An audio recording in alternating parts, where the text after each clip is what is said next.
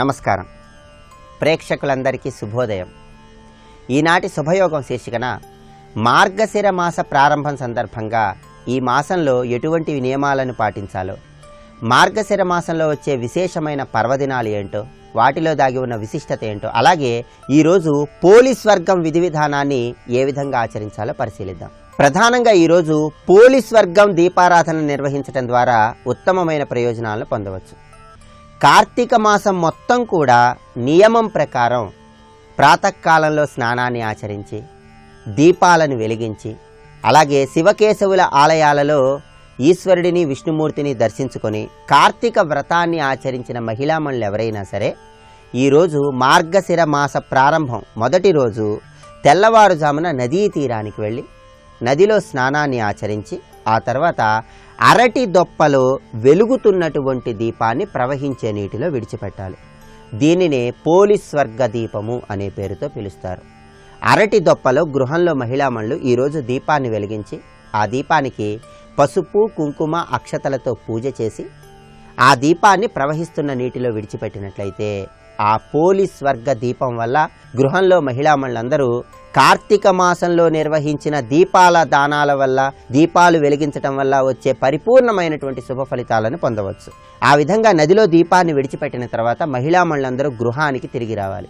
గృహానికి వచ్చిన తర్వాత పోలీస్ వర్గానికి సంబంధించినటువంటి కథను మనస్సులో స్మరించుకోవాలి. కార్తీకంలో పోలమ్మ అనే భక్తురాలు నదీ స్నానము దీపారాధన చేయలేని పరిస్థితుల్లో గృహంలోనే స్నానాన్ని ఆచరించి కవ్వానికి అంటినటువంటి వెన్నను కరిగించి దీపారాధన చేసి సశరీరంగా వైకుంఠాన్ని చేరినటువంటి కథను స్మరించుకోవాలి. ఇది పోలికి సంబంధించినటువంటి కథ.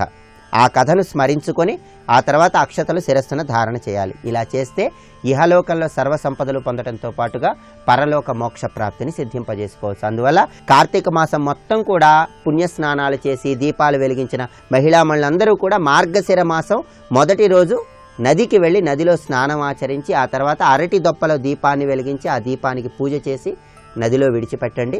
ఆ తర్వాత గృహానికి వచ్చి ఈ పోలి కథను స్మరించుకొని అక్షతలు శిరస్సును వేసుకోండి. ఇహలోకంలో సర్వసంపదలు పొందటానికి పరలోక మోక్ష ప్రాప్తిని సిద్ధింపజేసుకోవటానికి ఈరోజు వెలిగించే పోలీస్ స్వర్గ దీపం విశేషంగా సహకరిస్తుంది. అలాగే మాసానాం మార్గశీర్షోహం, మాసాలలో మార్గశిర మాస రూపంలో ఉంటానని శ్రీకృష్ణ పరమాత్మ భగవద్గీతలో సెలవిచ్చాడు. అందువల్ల మార్గశిర మాసంలో శ్రీకృష్ణ పరమాత్మను ఆరాధన చేయటం ద్వారా కృష్ణుడి అనుగ్రహానికి చాలా సులభంగా పాత్రలు కావచ్చు. అలాగే మార్గశిర మాసంలో వచ్చే గురువారాలు లక్ష్మీదేవికి ఎంతో ప్రీతిపాత్రమని శాస్త్రాలలో వర్ణించడం జరిగింది. మార్గశిర మాసంలో వచ్చే గురువారాలు అంటే మార్గశిర మాసంలో వచ్చే లక్ష్మీవారాలు గృహంలో మహిళామణులు లక్ష్మీదేవిని పూజించి అక్షతలు శిరస్సును ధరించాలి. అలాగే లక్ష్మీదేవి ప్రీతి కోసం పులగము, పరమాన్నం, ముద్ద కుడుములు ఇలా ఒక్కొక్క గురువారం ఒక్కొక్క నైవేద్యాన్ని సమర్పించాలి. ఆఖరి గురువారం 5 ముత్తైదువులను గృహానికి పిలిచి నేతితో వండినటువంటి పిండి వంటలు మహాలక్ష్మీదేవికి నివేదించి ఆ ముత్తైదువులతో కలిసి భోజనాన్ని ఆచరించాలి. ఇలా చేస్తే మార్గశిర మాసంలో శ్రీ మహాలక్ష్మీదేవి అనుగ్రహానికి గృహంలో మహిళామణులు సులభంగా పాత్రలు కావచ్చని శాస్త్రాలలో వర్ణించడం జరిగింది. రేపటి శుభయోగంలో మార్గశిర మాసంలో ఎటువంటి నియమాలను పాటించాలో, మార్గశిర మాసంలో దేవాలయానికి వెళ్ళినప్పుడు పాటించవలసిన విధి విధానాలు ఏంటో పరిశీలిద్దాం. నమస్కారం.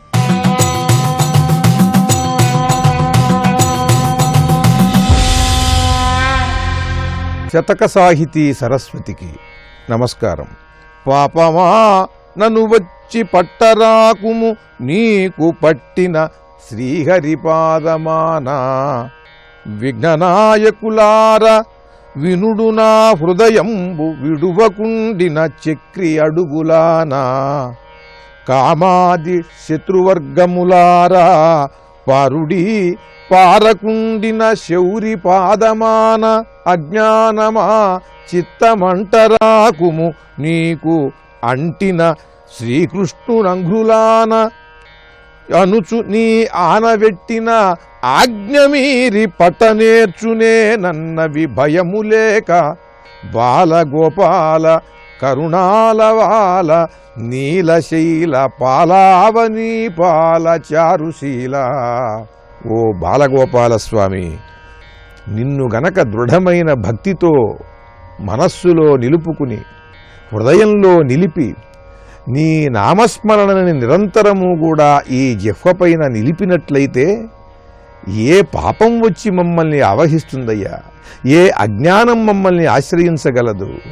అరిషడ్వర్గములు మాలో ఏమాత్రమైనా సరే చోటు చేసుకుని ఉండగలవా? వాటికి తావుంటుందా? పాపమా నన్ను వచ్చి పట్టరాకుము నీకు పట్టిన శ్రీహరిపాదమాన. నా చేత అనవసరమైనటువంటి వ్యర్థకార్యములు చేయించి పాపం నాకు వచ్చేలాగా నువ్వు నిరంతరము కూడా ప్రయత్నం చెయ్యకు ఓ పాపరాశి. నన్ను వచ్చి పట్టరాకుము నీకు పట్టిన శ్రీహరిపాదమాన. ఆ శ్రీహరి, ఆ మహావిష్ణువు పాదముల మీద ఆనబెడుతున్నాను. నువ్వు నన్ను ఏమాత్రము కూడా లోబరుచుకోవాలని ప్రయత్నం చెయ్యకు. విఘ్ననాయకులార వినుడు నా హృదయంబు విడువకుండిన చక్రి అడుగులానా.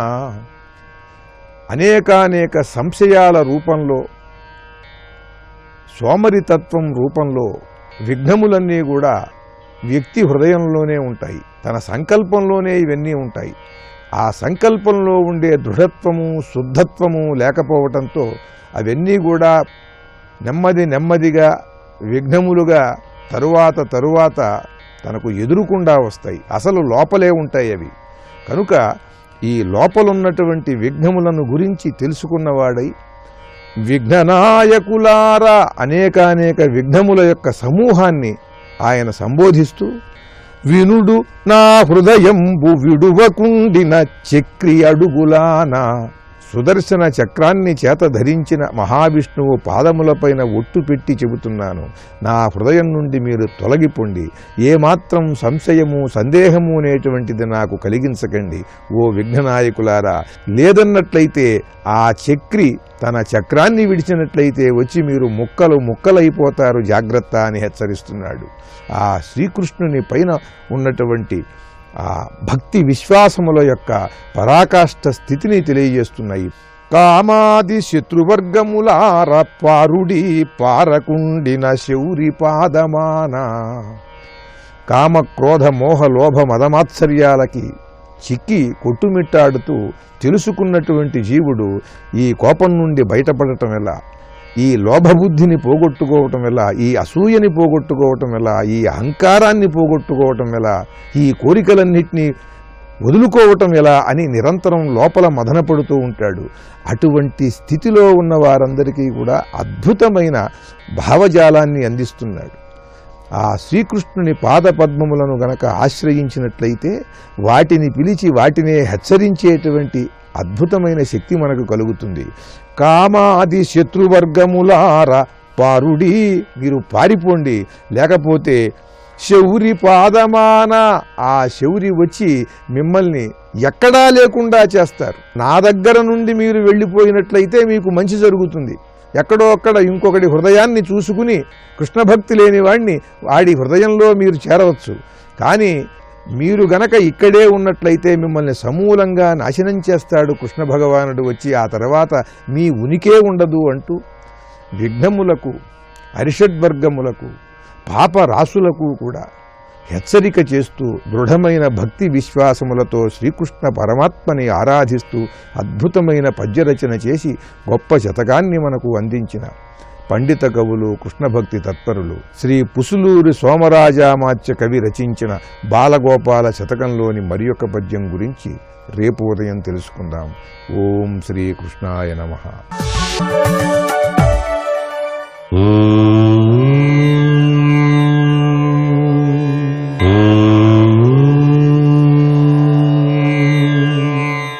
ఓం నమో నారాయణాయ.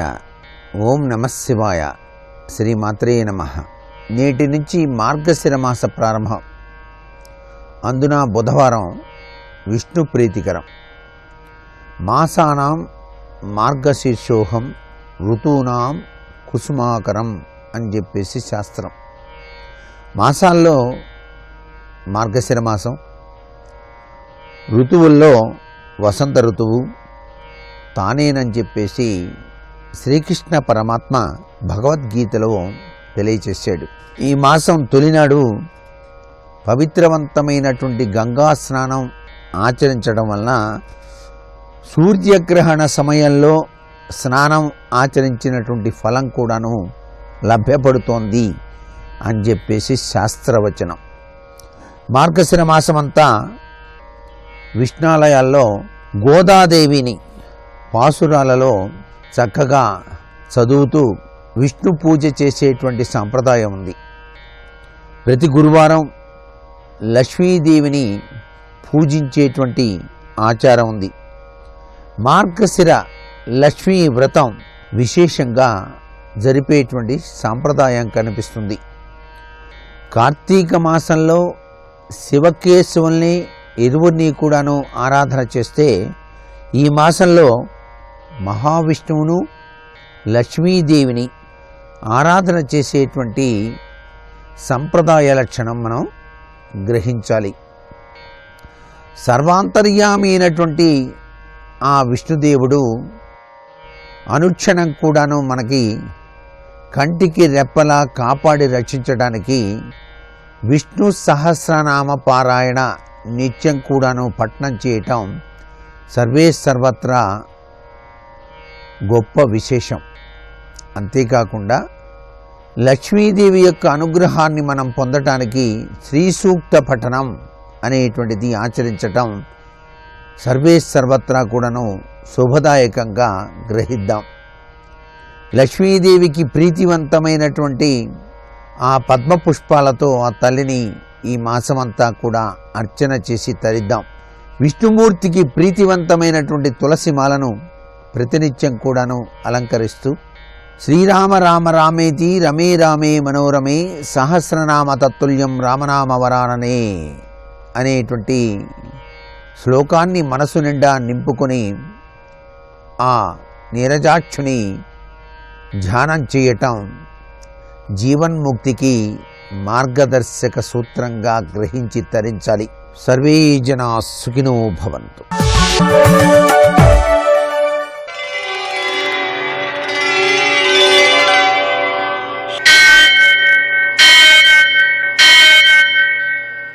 సహస్రశీరుషం దేవం విశ్వాక్షం విశ్వశంభువం విశ్వం నారాయణం దేవమక్షరం పరమం పరం విశ్వతః పరమాం నిత్యం విశ్వం నారాయణగుం హరిం విశ్వమేవేదం పురుషస్తద్విశ్వముపజీవతి పదిం విశ్వస్యాత్మేశ్వరం శాశ్వతం శివమచ్యుతం నారాయణం మహాజ్ఞేయం విశ్వాత్మానం పరాయణం.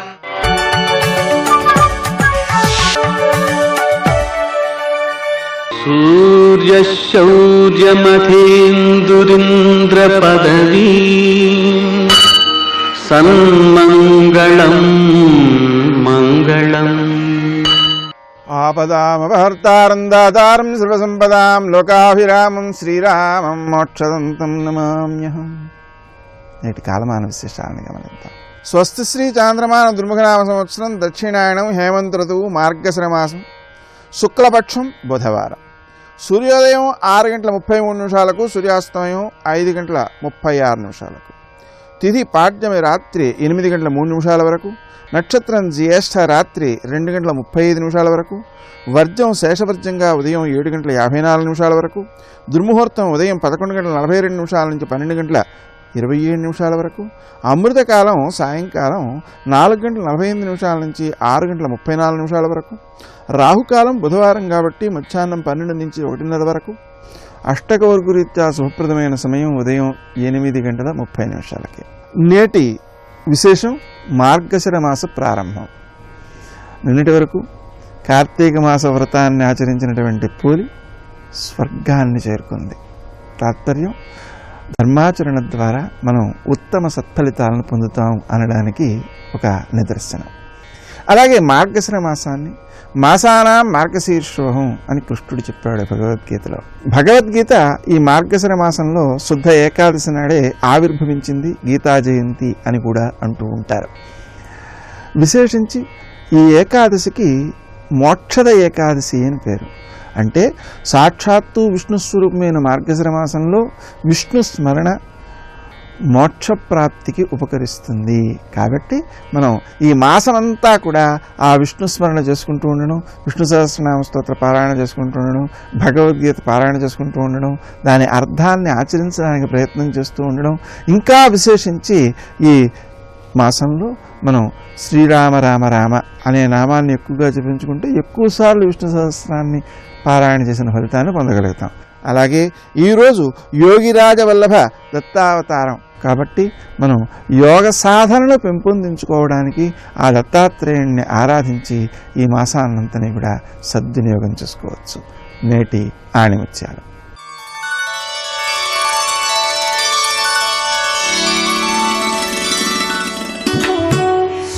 మంచి మనస్సు శరీరానికి అలంకారం అవుతుంది. ఇష్టాలన్నీ ఇవ్వడం, అయిష్టాలన్నీ తొలగించడం భగవంతుని పని అని భావించడం భక్తి కాదు.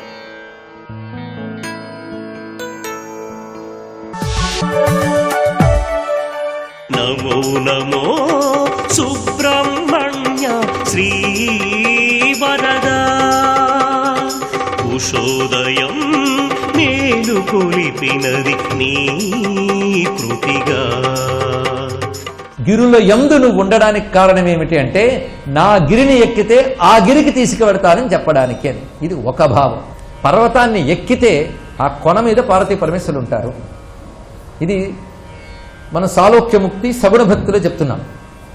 జ్ఞానపరంగా ఎలా అన్వయించాలి, యోగపరంగా ఎలా అన్వయించాలి. పర్వతం ఎక్కడం అంటే అర్థం ఉన్నత స్థానానికి చేరడం అని అర్థం. అంటే క్రింది నుంచి పైకి వెళ్ళడం. క్రింద ఉండడం అంటే అర్థం ఏంటి? అజ్ఞానంలో అవిద్యలో ఉండడం. పైకి వెళ్ళడం అంటే అర్థం ఏంటి? జ్ఞానము. అంతే కదా. యోగపరంగా చూస్తే కం శిరసి ప్రోక్తం, కమ్ అనగా శిరస్సు. అక్కడ లాస్యము చేసేటటువంటి శివశక్తుల స్థానం కైలాసం అని చెప్పారు ఇక్కడ. కనుక సహస్రార స్థానం అని. అంటే సుబ్రహ్మణ్యోపాసకులు సహస్రార సిద్ధిని పొందుతారు అని చెప్పడం దీని యొక్క మరొక ప్రధానమైన ఉద్దేశం. ఎందుకంటే రచించిన వాడు శంకరుడు గనక ఇన్ని భావాలు మనకు కనిపిస్తున్నాయి. కనుక సుబ్రహ్మణ్యోపాసన పరిపూర్ణమైన శివశక్తి ఉపాసన, అది మనకి కైలాస ప్రాప్తి కలిగిస్తున్నది అనే విషయాన్ని చూపిస్తూ మహాంబోధి తీరే మహాపాపచోరే మునీంద్రానుకూలే సుగంధాక్షశైలే గుహాయాం వసంతం స్వభాసా లసంతం జనార్తిం హరంతం శ్రయామో గుహంతం. వెర్బల్ మ్యూజిక్ అని ఒకటి ఉంటుందండి. అంటే పదాల్లోనే సంగీతం ఉంటుంది. పాడేవాడికి సంగీతం తెలియకపోయినా సరిగ్గా చదవడం చేతనైతే ఇందులోనే సంగీతం ఉంది. అందులో శంకర భగవత్పాదుల వారి కవిత్వం చదువుతూ ఉంటేనే సంగీతం వినబడుతుంది. అటువంటి సిద్ధ పదాలు ఆయన దగ్గర కనబడుతుంటాయి. లేకపోతే ఎంత అందమైన మాటలు. గుహాయాం వసంతం స్వభాసా లసంతం జనార్తిం హరంతం శ్రయామో గుహంతం. ఇక్కడ కూడా గుహస్వరూపాన్ని చూపిస్తున్నాడు. ఇక్కడ మహాంబోధి తీరే, సముద్ర తీరంలో ఉన్నావు. ఆ చోటు ఎలాంటిది? మహాపాపచోరే, మహాపాపములను దొంగిలించున్నది. ఇది ఇక్కడ అర్థం. అంటే పాపాలు పోయాయని మనకు ఎలా తెలుస్తుంది? దొంగలు ఉంటారు కొంతమంది, వాడు దోచుకున్నాడు కూడా తెలియకుండా దోచేసుకుంటాడు. అలాగే ఈ సముద్ర తీరం ఎలాంటిదంటే మనకేమీ తెలియకుండానే మన పాపాలన్నీ లాగేస్తుంది. కానీ మన పాపాలని దొంగిలించేటటువంటి అంటే హరించేటటువంటి సముద్ర తీరము అంటే పాపనాశనము. క్షేత్రం యొక్క ప్రయోజనమే పాపనాశనం.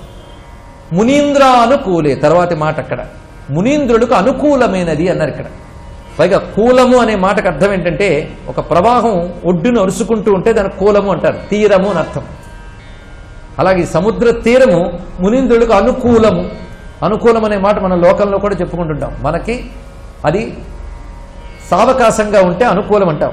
ఋషులకు ఇది అనుకూలము, అది చెప్తున్నారు. మునీంద్రుడికి ఇది అనుకూలము. ఈ మాట ఎవడు చెప్పగలడు? అక్కడ మునీంద్రుల్ని దర్శించిన వాడు చెప్పగలరు. ఇప్పటికీ కూడా శాస్త్ర ప్రసిద్ధమైన స్వయంభూ క్షేత్రాల్లో ఎందరో మునీంద్రులు సాధన చేస్తుంటారు. అందుకే పెద్దవాళ్ళు మనల్ని క్షేత్రాలకు వెళ్ళమని చెప్తుంటారు. ఏమైనా అరిష్టాలున్నా ఒక పెద్ద ఆయన 3 రోజులు పళని క్షేత్రాలకు వెళ్ళి సాధన చేయు, ఫలితం ఉంటుందని శిష్యులకి చెప్పగా విన్నాను. దీని అర్థం ఏంటి? ఆ క్షేత్రానికి వెళ్ళడం వల్ల వాడికి ఆ కోరిక తీరడానికి ప్రతిబంధకంగా ఉన్న పాపం పోతుంది. అంతేకాదు ఆ పాపం పోయే శక్తి ఎలా వచ్చింది అంటే అక్కడ క్షేత్రంలో వెలసిన స్వామి యొక్క శక్తి, అక్కడ అనేక మంది తపస్సులు చేస్తారు కనుక తపశ్శక్తి రెండు ఉంటుంది. అందుకే మునీంద్రానుకూలే అని చెప్పడంలో అనేక మంది మునులు స్వామిని అక్కడ సేవించుకుంటున్నారు. ఇప్పటికీ అక్కడ స్వామిని సేవించుకుంటున్నటువంటి మునుల చోట్లు కనబడతాయి మనకి. దత్తాత్రేయ గుహ అనుకుంటున్నది తిరుచెందూరులో. అక్కడ సాక్షాత్ దత్తాత్రేయ స్వామి వారు కొంతకాలం ఉన్నారు అని చెప్తారు. ఇక్కడ దత్తాత్రేయ స్వామి వారు సుబ్రహ్మణ్యులు సంభాషించుకున్నారు. దత్తాత్రేయుడు నారాయణ స్వరూపం. సుబ్రహ్మణ్యునికి దత్తాత్రేయుడు ఆ గుహలో బోధ చేశాడు అని కొందరు ఐతిహ్యం చెప్తారు. దత్తాత్రేయుడు తపస్విగా కూడా సంచరించాడు కనుక మహానుభావుడు అక్కడ ఆయన కొంతకాలం తపస్సును ఆచరించాడు అని భావించవచ్చు. అంతేకాదు అనేక మంది మహర్షులు సిద్ధదేహాలతో తపస్సు చేస్తుంటారు అక్కడ. ఇప్పటికీ ఉన్నారండి అలాంటి మహాత్ములు అక్కడ. అదొక ప్రసిద్ధమైన పర్వతం. అరుణాచలంలోనూ ఈ గంధ పర్వతంపై ఇప్పటికీ ఉంటారు మహాత్ములు. అయితే ఆ మహాత్ములు అటువంటి మహాత్ములకే దర్శనమిస్తారు. మనం పుస్తకాల్లో ఉంది కనుక చెప్తాం, మహాత్ములు దర్శించి చెప్తారు. శంకరులు వారిని చూశారు. అందుకు మునీంద్రానుకూలే అని చెప్పడంలో అనేక మునీంద్రులు తపస్సు చేస్తున్న చోటు. అంతేకాదు సుబ్రహ్మణ్య ఉపాసనా పద్ధతులు ఇచ్చిన వాళ్ళందరూ మునీంద్రులే. ఇది ఒకటి గుర్తుపెట్టుకోవాల్సింది. ముచ్చుకుందుడు అనేటువంటి మహాత్ముడు చాలా మందికి తెలుసు. ముచ్చుకుందుడు, ఈ ముచ్చుకుందుడు సుబ్రహ్మణ్య ఉపాసకుల్లో గొప్పవాడు. ఈయన స్కందోపాసన చాలా విశేషం. సోమాస్కంద ఉపాసన చేశాడు అతను. అది ప్రత్యేకం. ముచ్చుకుందుడు సోమాస్కంద ఉపాసన చేసి సోమాస్కంద మూర్తిని ఏకంగా వైకుంఠంలో విష్ణువు హృదయం నుంచి ఇంద్రుడు సంపాదించిన దాన్ని తాను సంపాదించుకుని తిరువారూరు అనే క్షేత్రంలో ప్రతిష్ఠ చేశాడు. ముచ్చుకుందుడు సామాన్యుడు కాడు. ఆ ముచ్చుకుందుడు సుబ్రహ్మణ్య ఉపాసన తెలుసుకోవాలని చెప్పి వశిష్ఠ మహర్షిని ఆశ్రయించాడు. ఎందుకంటే ఇక్ష్వాకు వంశానికి చెందినవాడు గనక, వారు కులపురోహితుడు వశిష్ఠుడు వారు గనక వశిష్ఠుని ఆశ్రయిస్తే వశిష్ఠుడు సుబ్రహ్మణ్య ఆరాధనా పద్ధతులు తెలియజేశాడు. శ్రద్ధాళువులకు పనికొస్తుందని చెప్తున్నాం. ఇదంతా కూడా మునీంద్రానుకూలే ప్రమాణం తీసుకుని చెప్పడం జరుగుతుంది. ఇక్కడ వశిష్ఠులు వారు సుబ్రహ్మణ్య ఆరాధన పద్ధతులు చెప్పారు. ఒక్కొక్క దేవతకి ఒక్కొక్క ఆరాధన పద్ధతి ఉంటుంది. సూర్యుని ఆరాధించాలి అంటే ఆదివారము, సప్తమి, పరమాన్నము ఇలాంటి నియమాలు. శివుని ఆరాధించాలంటే ప్రదోషము, మహాశివరాత్రి. విష్ణు అంటే ఏకాదశి, ద్వాదశి ఇత్యాదులు. మీరు ఏ దేవతకి భక్తులో ఆ దేవతను ఆరాధించవచ్చు. లేదంటే అందరినీ ఆరాధించాలని అనుకుంటే ఏం చేయాలి అది కూడా ఉన్నది ఇక్కడ. కొంతకాలం పాటు ఆ ఒక దేవతకు సంబంధించిన విధానం అంతా చేసి అది సిద్ధి పొందిన తర్వాత మరొక దేవత ఆరాధన కూడా చేయవచ్చు. అలా చేసి ఆ దేవతలను అనుగ్రహం పొందినటువంటి వారే ముత్తుస్వామి దీక్షితులు మొదలైనటువంటి వారు. అది పర్వాలేదు. అంతేకాదు మనం సాధారణంగా ఆరోగ్యం కోసం ఆహారం తీసుకుంటున్నా, అప్పుడప్పుడు జబ్బులు వస్తే ప్రత్యేక మందులు తీసుకుంటున్నట్లు మనం సాధారణంగా ఏదో ఉపాసన చేసుకుంటున్నా ప్రత్యేకమైన గ్రహదోషాలు, బాధలు వస్తే ప్రత్యేక దేవతను ప్రత్యేకంగా ఆరాధించవచ్చు. ఇది తెలుసుకోవాలి. అంత మాత్రం చేత ఎక్కువ మంది దేవుళ్ళని ఆరాధించవచ్చా అండి అని డౌట్ పడకూడదు. ఔషధాలు ఎలాంటివో మంత్రాలు అంటే దేవతలు అలాంటిదే. కనుకనే సుబ్రహ్మణ్యుని అభీష్టదేవంగా కలిగిన వారు జీవితాంతం సుబ్రహ్మణ్య వ్రతాలు చేస్తారు. కానీ ఈ భయంకరమైన రోగమో, వంశవృద్ధి కాకపోవడము, సంతానం లేమియో, ఇంకేమైనా ఇలాంటివి కలిగినప్పుడు, కుజదోషాదులు కలిగినప్పుడు సుబ్రహ్మణ్య ఆరాధన చేసి అది సిద్ధి పొంది మళ్ళీ మన సనాతనంగా మనకున్నటువంటి ఉపాసన ఏది ఉందో దాంట్లో వచ్చి ఇది కూడా చేయవచ్చు. కానీ సుబ్రహ్మణ్య అనుగ్రహం పొందాలి అంటే ఆ సాధకుల కోసం ముచ్చుకుందుడు చెప్పిన వ్రతములు 3: భృగువార వ్రతం, కృత్తికా వ్రతం, షష్ఠీ వ్రతం. ఆ 3 కూడా చెప్పి భగవద్ అనుగ్రహం పొందడానికి దోహదపడ్డారు అందరు వారు. ఎందుకంటే ఋషులు చెప్పకపోతే మనకు పరిష్కార మార్గాలు ఎక్కడండి? ఈ రోజు మనం ఎన్ని చెప్పుకుంటున్నాం, ఇది చేస్తే మంచిది, అది చేస్తే మంచిదని. ఇవి చెప్పిన వారు ఎవరు? ఋషులు. ఎలా చెప్పారు? శాస్త్రముఖాలతో చెప్పారు. అలాంటి ఋషుల్లో వశిష్ఠులు వారు ఒకడు. ఆ వశిష్ఠులు వారు బోధించారు. షష్ఠీ వ్రతం చేయాలి అంటే 6 రోజుల వ్రతం. అది తెలుసుకోండి. ప్రతి మాసము శుద్ధపాడ్యము నుంచి మొదలుకొని ఏకభుక్తము వాడి శరీరానికి అనుగుణమైన ఉపవాస వ్రతం. ఇది కూడా గుర్తుపెట్టుకోవాలి. ఒక రోజు ఉపవాసం చేస్తే మరుసటి రోజు ఏదో ఒకటి తీసుకోవాలి. వరుసగా 2 రోజులు ఉపవాసాలు చేస్తే దోషం. అది తెలుసుకోవాలి. పరమాత్మ ఏం చెప్పాడు? యుక్తాహార విహారస్య యుక్త చేష్టస్య కర్మసు యుక్త స్వప్నావబోధస్య యోగి భవతి దుఃఖ. అందుకు పాడ్యము నుంచి షష్ఠి వరకు కూడా ఆహార నియమం పాటిస్తూ ఆరాధన చేయాలన్నాడు. అందుకే భృగువార వ్రతం ఎలా చేయాలి? గురువారం ఒంటిపూట భోజనం అంటే రాత్రి పలహారం చేసి మధ్యాహ్నం భోజనం చేసి ఏకాదశి వలినే షష్ఠి నాడు శరీర ఆరోగ్యానికి తగిన విధంగా ఉపవసించి మరు రోజు ఆరాధన చేయడం అనే విధానం ఉన్నది. శుక్రవారం ఉపవసించి శనివారం ఆరాధించాలి. ఇది భృగువార వ్రతం. షష్ఠీ వ్రతం చెప్పుకున్నాం. కృత్తికా వ్రతం అది కూడా ఈ విధంగానే చేయడం ఉన్నది. అలా సంవత్సరం పాటు కృత్తికా నక్షత్రములు యందు స్వామిని ఆరాధించడం. ఈ 3 రకాల వ్రతాలు. సర్వాభీష్ట ప్రదాయకుడైన సుబ్రహ్మణ్యునికి నమస్కరిస్తూ స్వస్తి. జయ జనార్దనా కృష్ణ రాధికాపతే నందనందనా కృష్ణ రుక్మిణీపతే గరుడ వాహనా కృష్ణ గోపికాపతే శరణు మోహనా కృష్ణ ప్రభో సద్గతే. మనసునందు ఉత్తమ భావనలు కలగాలి అంటే, నివేదన బుద్ధి కలగాలి అంటే అది ఈశ్వరానుగ్రహం చేతనే కలుగుతుంది. శాస్త్రము గురువు ఈ రెండిటి అనుగ్రహం చేత కలుగుతుంది. కలిగితే నిరంతర నివేదనం చేస్తూ ఉంటాడు. నివేదన అన్న మాటకు అర్థం ఏంటో తెలుసా అండి? మంత్రం చెప్పడం మంచిదే, కాదంటలేదు, అది దోషమని నేను అంటలేదు. నివేదనము అన్న మాటకు అర్థం ఎప్పుడూ ఈశ్వరుడితో సమన్వయాన్ని పొందుతూ ఉంటాడు. ఆ సమన్వయాన్ని పొందడం నివేదించడం. నివేదనము జరుగుతూనే ఉంటుంది. ఈ నివేదన జరగడం ఏమవుతుందంటే చివరికి ఈ శరీరంతో 3 చేసుకుంటాడు. మనస్సు, వాక్కు, కాయము ఈశ్వరానుగ్రహములై ఈ 3టితో చేసిన పాపములను 3టితో చేసిన పుణ్యకర్మలతో తొలగతోసుకుంటాడు. తోసుకుని చిత్తశుద్ధిని పొందుతాడు.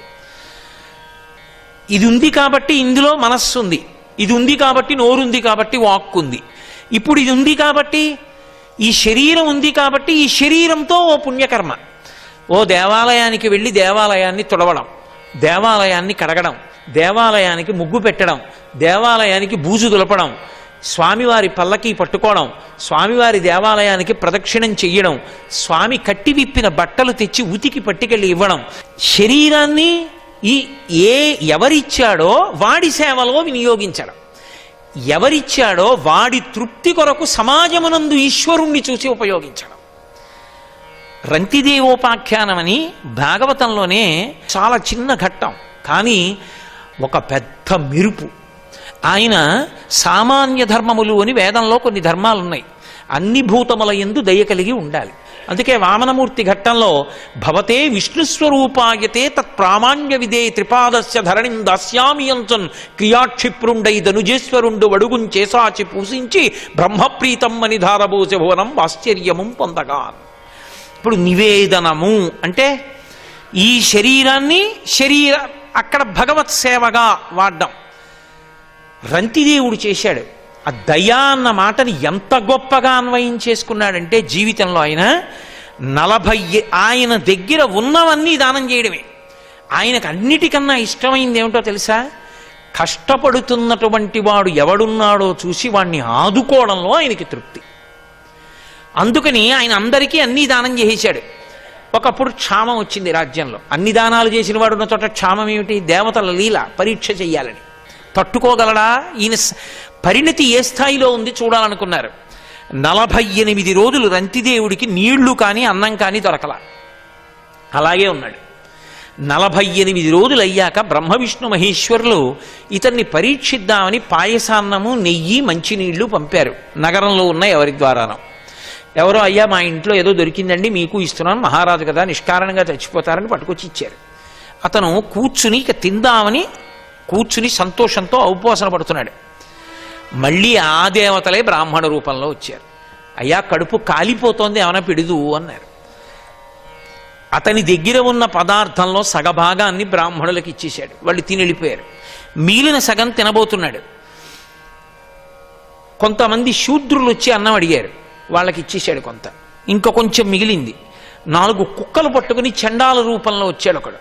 ఇంకా తినడానికి ఏం లేదు, మంచినీళ్ళు ఒకటే ఉన్నాయి, అవి తాగబోతున్నాడు. ఆయన వచ్చాడు, అయ్యా ప్రాణాలు నిలవట్లేదు, నేను చండాలుణ్ణి, నా ప్రాణాలు నిలబెట్టండి, కాసిన మంచినీళ్ళు ఇవ్వండి అన్నాడు. రంతిదేవుడు అన్నాడు, అన్నము లేదు, కొన్ని మధురాంబువులున్నవి, త్రావుమన్నా రావన్నా, శరీరధారులకు ఆపద కలిగిన వారి ఆపదల్ బాన్పి సుఖంబులు చేయుట కంటే ఒండు మేలున్నదే, నాకు దిక్కు పురుషోత్తముడొక్కడే సొమ్ము పుల్కసా అన్నాడు. ఓయ్ పుల్కసా, అసలు లోకంలో అన్నిటికన్నా చాలా సంతోషమైన విషయం ఏమిటో తెలుసా? మన వల్ల ఒక్కడి కన్నీళ్లు త్రవబడితే చాలు రా అన్నయ్యా అని పిలిచాడు. అన్నము లేదు, అయ్యో నీకు పెట్టడానికి నా దగ్గర అన్నం లేదయా, నేను తినలేదయా అనలేదు. అన్నం లేదయా, కొన్ని మధురాంబువులు ఉన్నవి, కాసి నీళ్లున్నాయి, తీయటి నీళ్లు త్రావుమన్నా రావన్నా అన్నదా తాగు, అవి తాగేసేయి. మరి నీకు అంటావేమో, ఎల్ల శరీరధారులకు ఆపద కలిగిన వారి ఆపదల్ మాన్పి సుఖంబులు చేయుట కంటే ఒండు మేలున్నదే. అవతలవాడు కష్టంలో ఉంటే ఆ కష్టం వల్ల వాడికి వస్తున్న కన్నీళ్లు తొలవడం కన్నా ఇంకా జీవితానికి అదృష్టం ఏమిటయా? ఆ అదృష్టం ముందు నేను తాగకపోయినా పర్వాలేదు, నువ్వు తాగు అని ఇచ్చేశాడు నీళ్లు.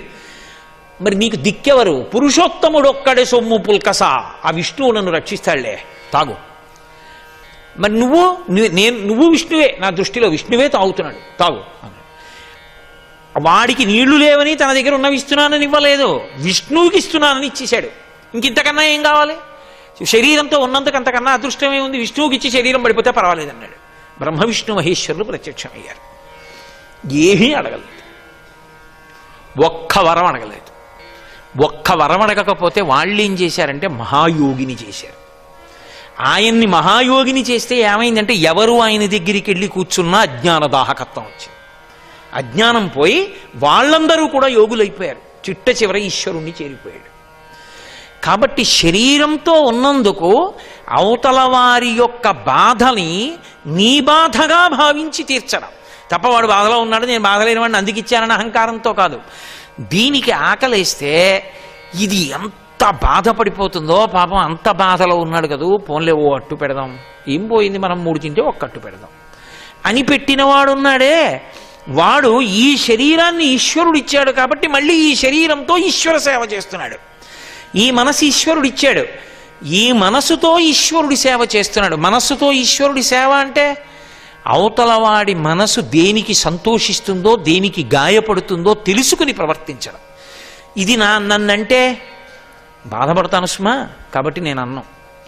ఇది నా పట్ల చేస్తే బాధపడతాను సుమా, అయితే వాళ్ళకి చేయను. అది అధ్యవసాయముతో కూడిన మనస్సు. ఇక ఇంతకన్నా ఈశ్వర సేవ, ఇంతకన్నా పుణ్యకర్మ ఏమిటి నాకు చెప్పండి? ఇది చేసే ముందు నివేదన, ఈశ్వరుడితో ముడి పెంచుకోవడం. అలా వాక్కు, ఈశ్వరుడు వాక్కు ఇచ్చాడు, నువ్వు డబ్బు ఇవ్వలేకపోవచ్చు, అవతలవాడు కష్టంలో ఉన్నాడు, 2 మంచి మాటలు చెప్పి బాధపడకుండా ఓదార్చు చాలు. అలా ఎవడు చెయ్యగలిగాడో, పుట్టుకతో ఉండేవి ఏవి అంటే అహంకారము, మమకారము. ఈ రెండిటికి కొత్తగా ఎవరూ నేర్పక్కర్లేదు, వచ్చేస్తాయి. అహంకారము అంటే నేను, మమకారము అంటే నాది. అవే మధుకైటభులు అంటారు వేదాంతంలో. మధువు అంటే తేనె చుక్క. ఒక్క తేనె చుక్క తెచ్చి నేను ఇలా వేశాను అనుకోండి, దాని చుట్టూ చీమలు చేరి చుట్టూ గుండ్రంగా పట్టుకుని నాకుతూ ఉంటాయి. ఒక్క తేనె చుక్క ఉంటే చుట్టూ అన్ని చీమలు ఉన్నాయి. ఒక్క నేనుందనుకోండి, నాదులు ఎన్నో ఉంటాయి. నా ఉత్తరీయం, నా లాల్చి, నా పంచె, నా రుద్రాక్షమాల, నా గడియారం, నా ఉంగరాలు, ఎన్ని నాదులు, ఒక నేనుకు అన్ని నాదులు. అదే మధు కైటభ. మధు కైటభ దేనికి చచ్చిపోతారు? నేను నాది చచ్చిపోవడం కాదు, వాడు వాడిది. నేనేమిటండి, ఆయన పరమేశ్వరుడు ఇచ్చింది ఈ శరీరం, ఆయన చెప్పినట్టు ఇది ఉపయోగించాలి.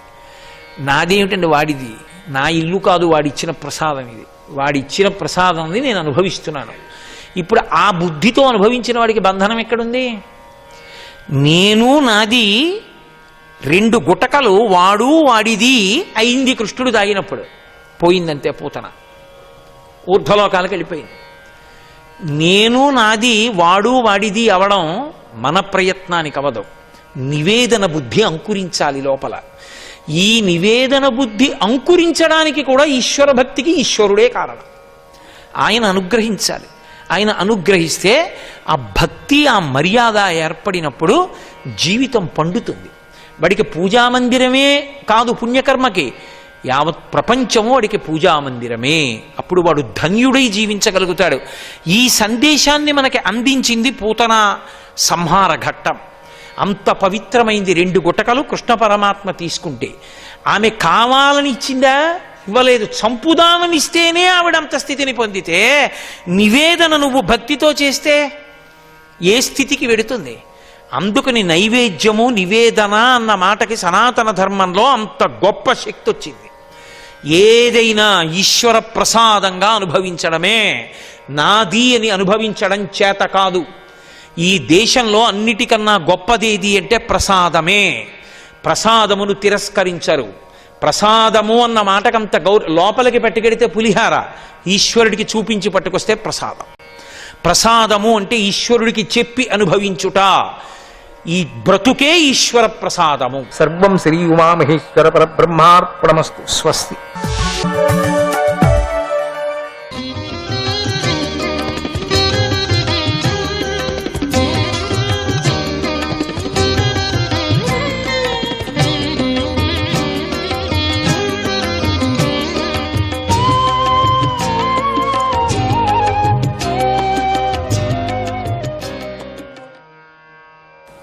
వామనాయ నమః.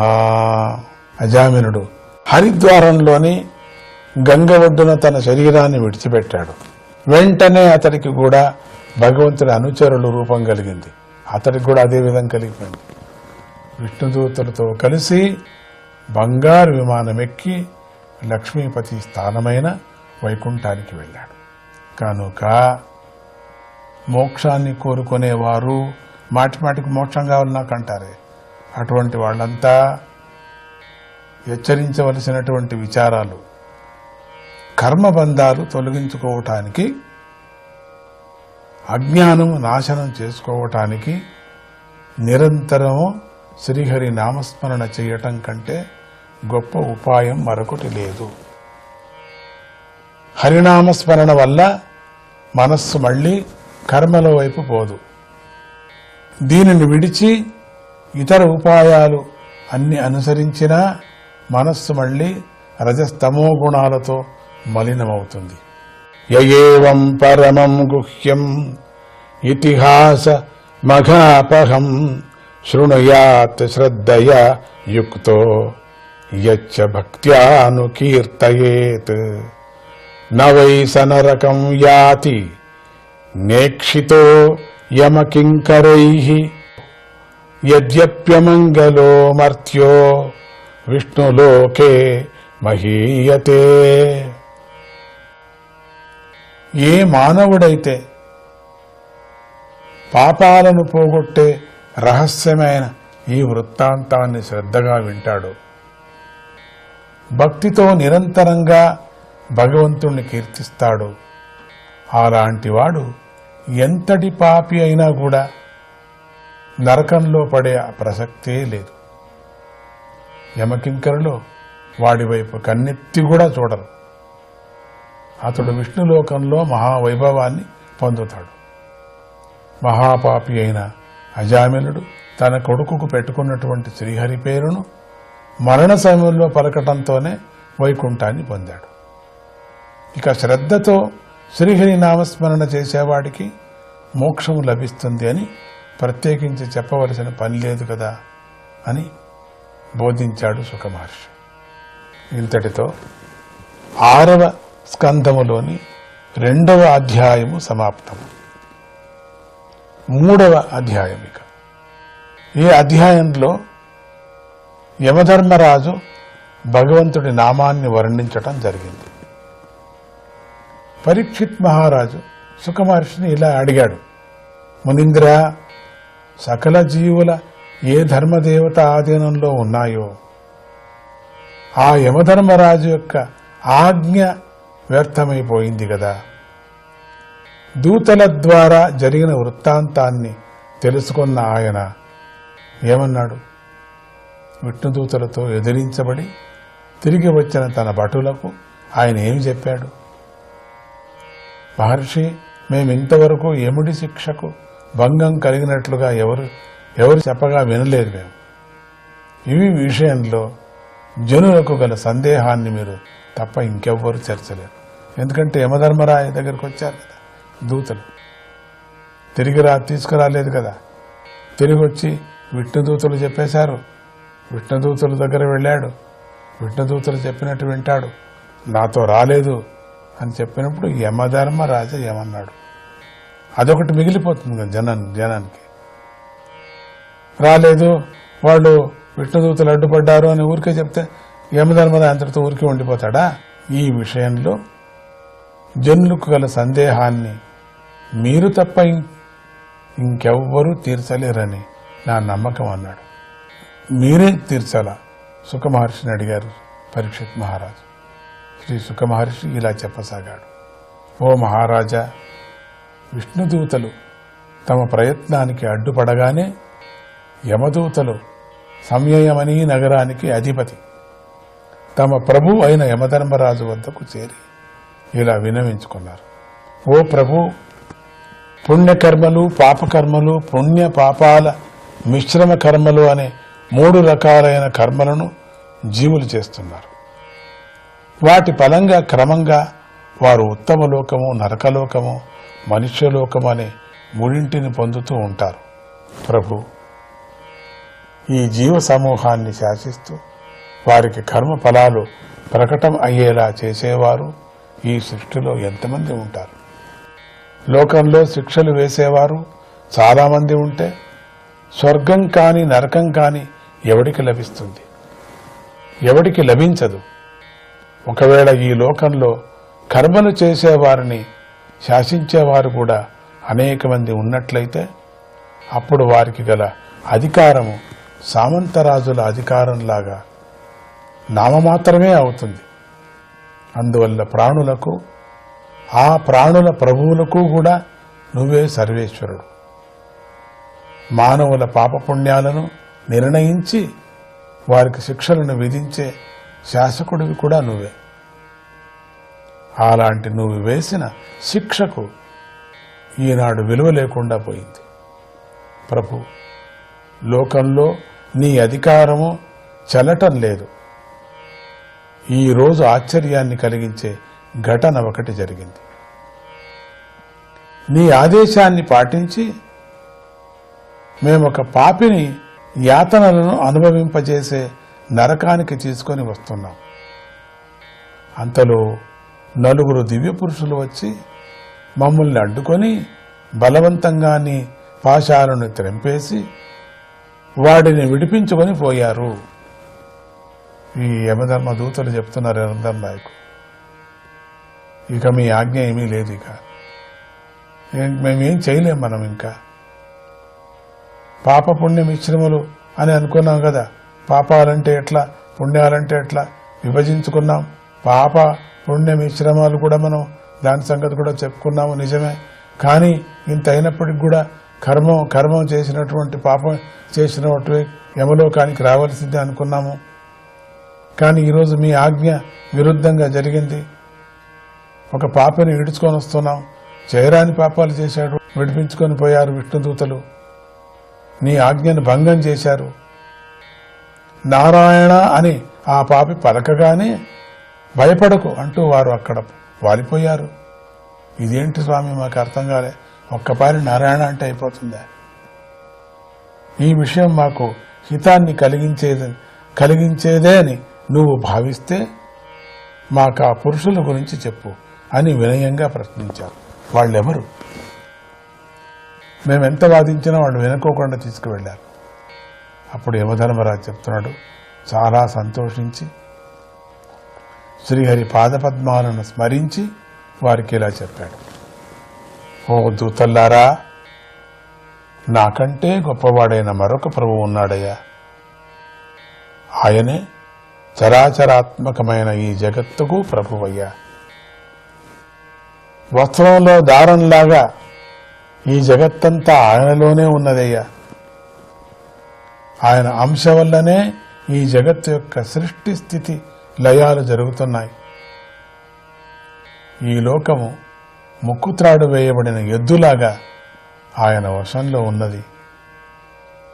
పొడవైన త్రాడుకు చిన్న త్రాళ్లతో ఎద్దులను కట్టినట్లుగా ఆయన తన నుండి ఉద్భవించినటువంటి వేదవాక్కు అనే త్రాడుకు ప్రాణులను నామరూపాలు అనే చిన్న త్రాళ్లతో బంధించాడు.